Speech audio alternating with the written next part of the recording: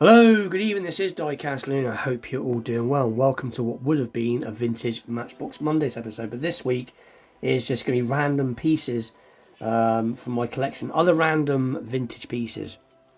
I've got quite a few cool pieces to show. As you all know, I mentioned a while back that I've been going through my collection and just sort of thinning out some of the stuff that, just stuff I've picked up when I've had a box full of cars, seen them cheap, picked out the few pieces I've wanted, ended up buying a whole box. So just going through some of the stuff that's not really what I'm into. And it's been pretty good because as I've been going through all my collection, well, I haven't got the biggest collection in the world. I've only got about 2,500 pieces in my collection, something like that, I'm not quite sure. I've been coming across other vintage makes and models that I completely forgot I had. So because I've got nothing to show new for this week's vintage episode, I thought why not show some other vintage pieces. So anyway, let's chat and more show. So I've got about 4 pieces here. So we'll start off, so we got this from Corgi, so let's get a bit extra zoom on.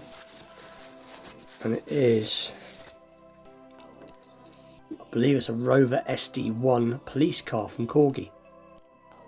Which, like I said, I can't remember when I bought this now. I don't think it was that long ago. I think it was last year, beginning of last year sometime, I'm not sure. But like I said, I've been spending so long collecting vintage Matchbox and other premium pieces that I've been wanting to get to my collection that I forgot about some of the other vintage pieces and other vintage makes I've got. So anyway, being it's Corgi, it's quite a basic vintage model, but it's very heavy, very nicely done, as it's got a really thick metal base. So there you go, it does say, if we get extra zoom on, we can see made in Great Britain, so you don't see that much anymore, not at all.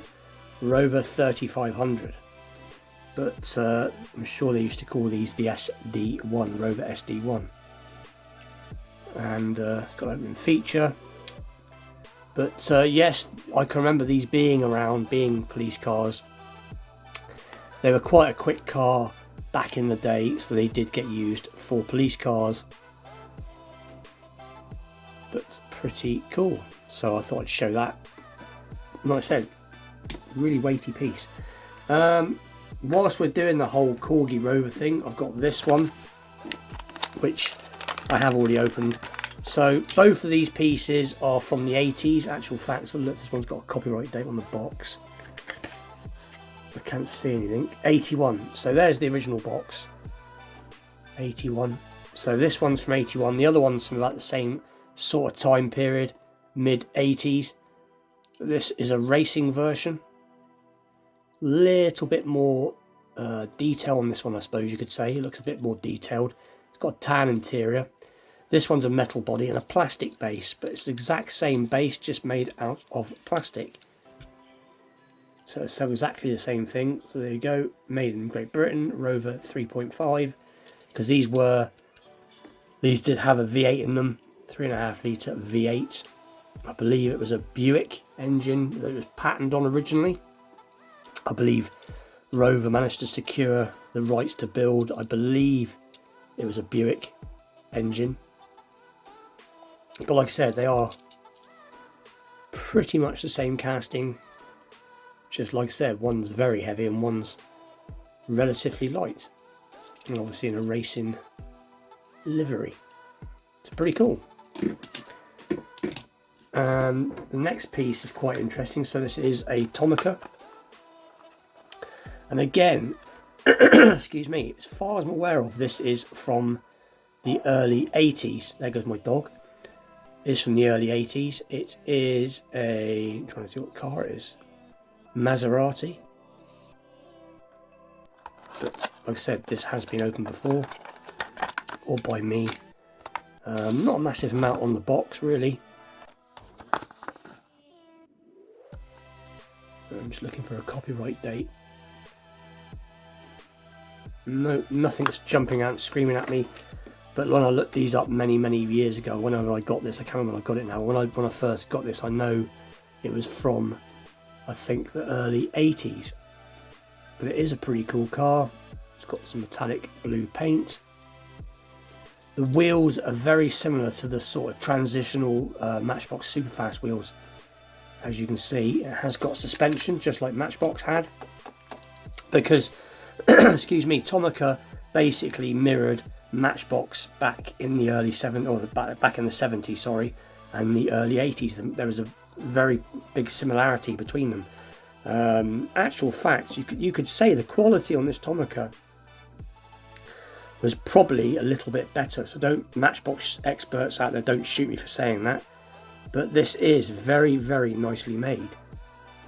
And I'm not knocking Matchbox, as I'm a big Matchbox fan, but the quality of this Tomica is just, it's very nice, as you can see. So there's the base Tomica.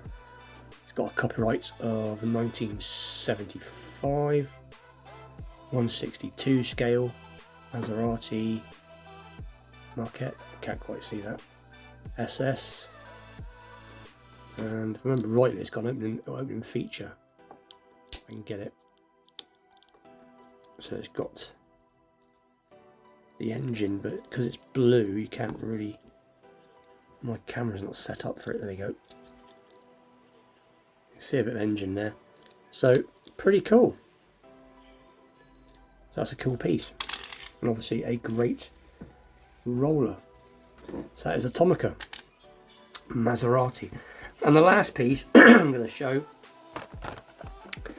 is, this is from Dinky, so it just says Dinky Diecast Toys as a number, Camaro Z28, and I don't know a massive amount about this. If we zoom out a little bit, you can see some of the other cars that you could have collected in this particular range. These vans look interesting, especially that camper, but I've never seen any of them. I can't actually remember where I got this piece from now. I believe, where did I get this from? No, I honestly can't remember where it came from now. I can't remember if I got this sent to me. Do you know what? I might have got this sent to me, I think, possibly. Anyway, it'll come back to me, but let's have a closer look. So Dinky used to be synonymous with making very nice quality model cars back in, well, right back from as far as the sort of 50s, 60s and beyond. But they did end up, like most of these car companies back in the day, like Matchbox and Corgi and all the other car companies, all ended up folding up, going into receivership and being passed on. And I can't remember who it is that ended up with the Dinky brand. I can't remember now. But this isn't bad, but it's not great. It does have suspension. It's very Corgi-like. So there you go, Dinky Toys, made in Hong Kong. But it's very, and the reason I say it's very Corgi-like is it's got the same similar suspension on some of the Corgi cars. That is similar. And this one hasn't got it. I don't think I've got anything to hand. But a lot of the early a lot of the 80s Corgis had this same similar sort of setup. But it's pretty cool. It's not too bad. But when you think quality of Dinky and how they ended up, and there is a little bit of engine detail, very, very basic. But now, if I remember rightly, I think these cars, I think this car and possibly the Maserati, I think they might have come from Phil from Diecast For You To See, I believe. I can't remember now, but he's definitely somebody that doesn't seem to have a channel anymore. At least I haven't seen any of his videos been uploaded for a while, which is a shame. It's a very cool channel. So that is the Camaro Z28 from Dinky Diecast Toys. I'm just looking to see if I've got anything else here that I grabbed for showing tonight. Let me just bear with me.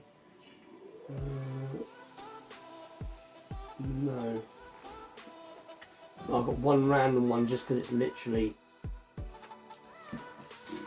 here. So I'm going to grab it, and it is, I believe this is a Dodge Monaco from Hot Wheels Fire Chief.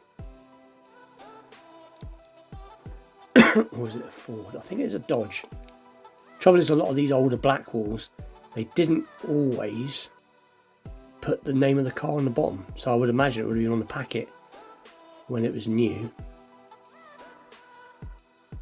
but I'm only showing this one because it's literally on the box next to me. This one is from about 82, 83, but again, really nice and weighty. Quite a cool piece. But anyway, so, bit of a random video this week, I know, but like I said, because I've been sorting through some of my cars, and I've pretty much done it now. I've pretty much sorted out excuse me, everything that I'm keeping and everything that I'm not keeping, and like I said, it's given me a chance to go through everything, and I couldn't believe how many cars I forgot I had.